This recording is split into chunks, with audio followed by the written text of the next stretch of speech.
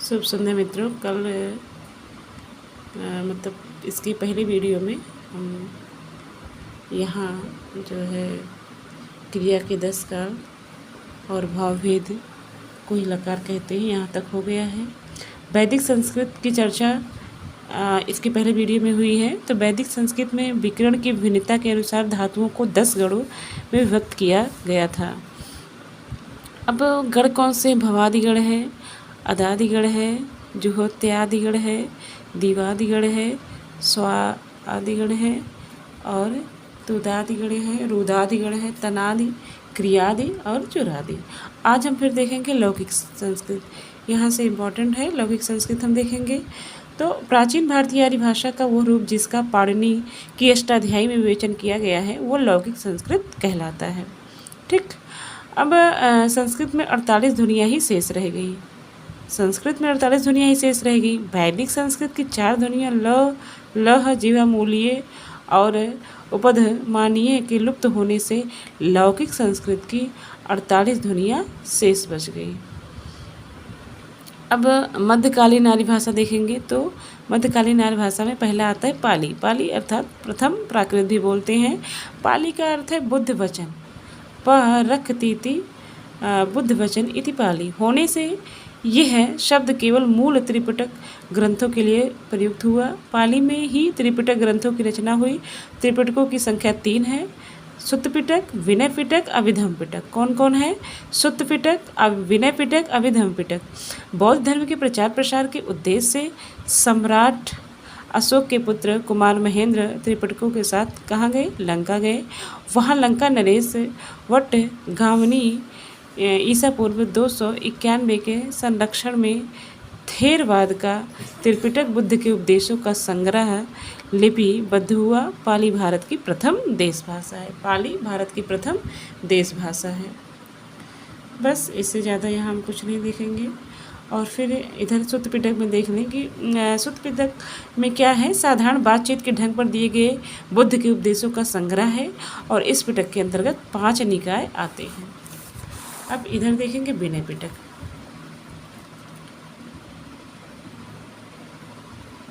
सुत्त पिटक हो गया, अब विनय पिटक देखेंगे।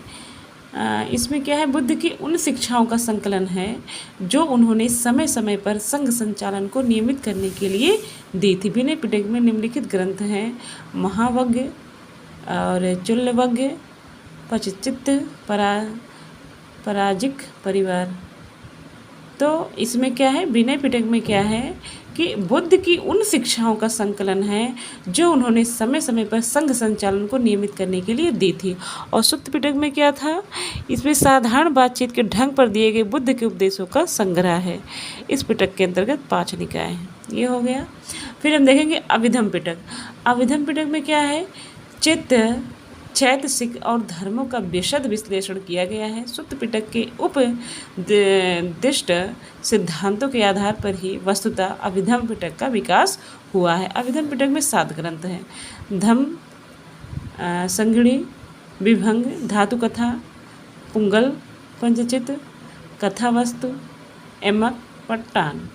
पाल में त्रिपिटक साहित्य के अलावा अट्ठकथा साहित्य, मिलिंद, पन्हो, दीपवंश, महावंश आदि ग्रंथ भी अपना महत्वपूर्ण स्थान रखते हैं। इन ग्रंथों के अनुशीलन से पता चलता है कि पाली का प्रचार न केवल उत्तरी भारत में था अपितु बर्मा, लंका, तिब्बत, चीन आदि देशों तक विस्तारित था।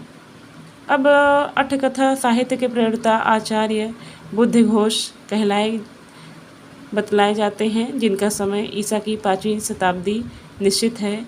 बुद्ध घोष कृत विशुद्धिमग्ग विशुद्ध मार्ग को बौद्ध सिद्धांतों का कोश भी कहा जाता है। अब पाली भाषा के 3 व्याकरण हैं। उसमें देखते हैं, पहला है कच्छायन व्याकरण, मुंगलान व्याकरण और सद नीति व्याकरण।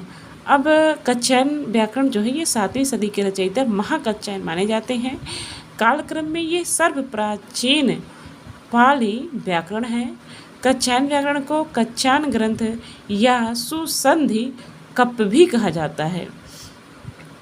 पुनः देखेंगे, कच्चायन व्याकरण को कच्चायन ग्रंथ या सुसंधि कप भी कहा जाता है। कच्चायन व्याकरण में 4 कप्य, संधि कप्य, नाम कप्य, आख्यात कप्य तथा निविधान कप।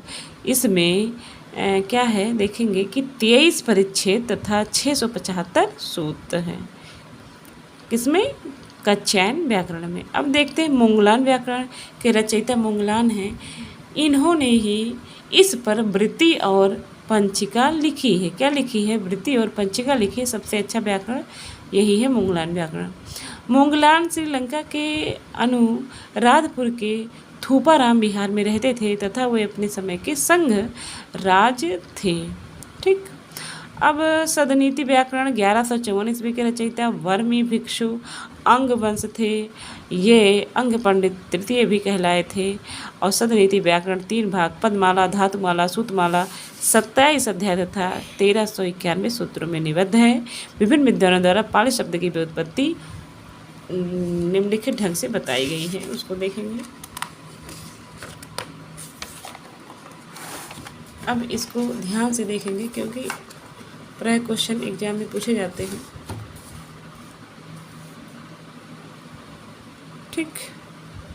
आचार्य विधुशेखर ने इसकी उत्पत्ति कैसे मानी है? पंक्ति, पत्ती, पट्टी, पल्ली, तब कैसे आया पाली? तब आया गया पाली। कैसे? आचार्य विधुशेखर ने कैसे बताया है? पंक्ति, पत्ती, पट्टी, पल्ली, पाली।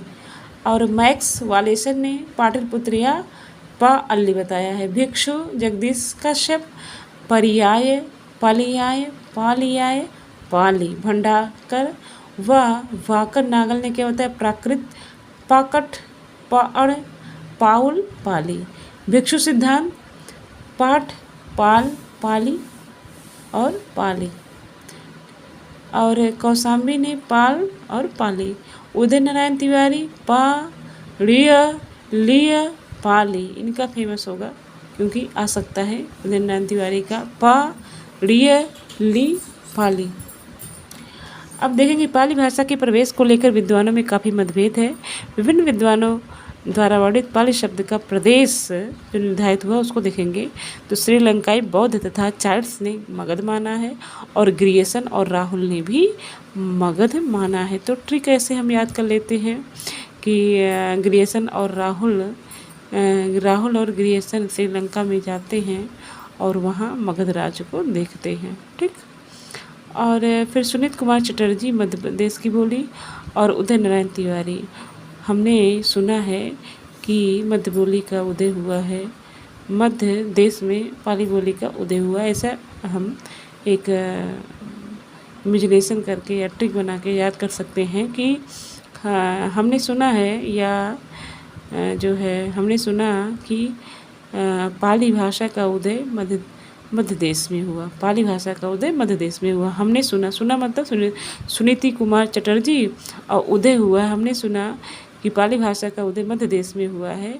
तो सुना है तो सुनीत कुमार चटर्जी हो गए, उदय हुआ उदय नारायण तिवारी हो गए और पाली भाषा मध्य देश की बोली हो गई। सर्वसम्मत से भी पाली भाषा का प्रदेश मध्य प्रदेश की बोली ही माना जाता है, स्वीकार किया गया है।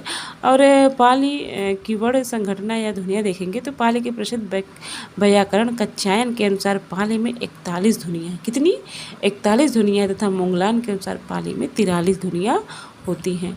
और कच्चायन के अनुसार पाली में 8 स्वर और 33 व्यंजन होते हैं तथा मोंगलान के अनुसार 10 स्वर या 33 व्यंजन होते हैं। फिर देखेंगे पुनः पाली की वर्ण संघटना या ध्वनियाँ। पाली के प्रसिद्ध व्याकरण कच्चायन के अनुसार पाली में 41 ध्वनियाँ, किसके अनुसार? कच्चायन के अनुसार 41 ध्वनियाँ हैं और मोंगलान के अनुसार 43 ध्वनियाँ हैं। देखो जब ये कच्चे थे तो इन्होंने 41 मतलब एक ट्रिकी देखो कि कच्चायन मतलब कच्चे थे तो 41 ध्वनियाँ और मोंगलान, और फिर जब बड़े हो गए मोंगलान मांगने लगे तो उन्होंने क्या बता दिया? 43 ध्वनियाँ। अब कच्चायन के अनुसार पाली में 8 ध्वनियाँ 33 व्यंजन, 8 स्वर 33 व्यंजन। कच्चायन ने क्या कच्चे हैं इसलिए 8 स्वर 33 व्यंजन बताते हैं। और मोंगलान भैया मुगल हैं वो तो 10 स्वर और 33 व्यंजन होते हैं। इन्होंने बढ़ा के बताया। कितने स्वर बढ़ाए? 2 स्वर बढ़ा दिए, 10 माना है।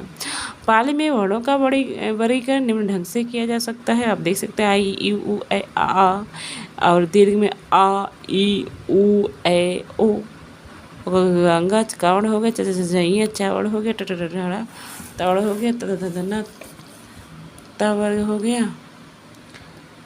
पापा पापा माँ पा वर्ग हो गया, या रा ला वा सा ह ला ह अंक। अब लह यहाँ भी था और अंक यहाँ पे। तो पाली भाषा की महत्वपूर्ण विशेषताएं निम्न है। अनुस्वार, अनुस्वार मतलब अंक पाली में स्वतंत्र ध्वनि है, जिसे पाली व्याकरण ने निगृहीत नाम से अभिहित किया है। बिंदु क्या है? निगृहीत है।